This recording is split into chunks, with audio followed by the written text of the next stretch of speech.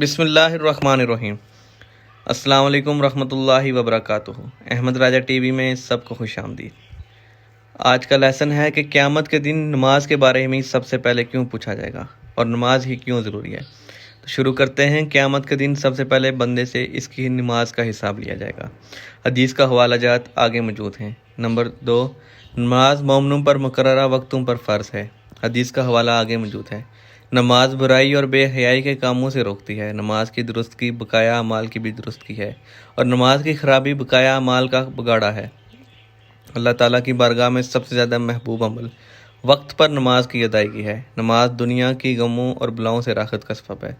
اللہ رب العزت نمازوں کے ذریعے سے گناہوں کو مٹا دیتا ہے۔ نماز اللہ رب العزت کے ساتھ سرگوشی کا ذریعہ ہے۔ نماز نبی کریم صلی اللہ علیہ وسلم کی آخری وصیت ہے۔ نماز جنت میں رسول اللہ صلی اللہ علیہ وسلم کی مرافقت کا ذریعہ ہے۔ نماز دنیا و آخرت کا نور ہے۔ نماز ترک کرنا چھوڑنا کفر ہے۔ جان بوجھ کر نماز چھوڑنے والے سے اللہ تعالیٰ بری الذمہ ہے۔ نماز بندے کے ایمان اور کفر اور شرک کے درمیان خط فاصلہ ہے۔ ترک نماز جہنم ایک وادی سقر میں داخل کا سبب ہے۔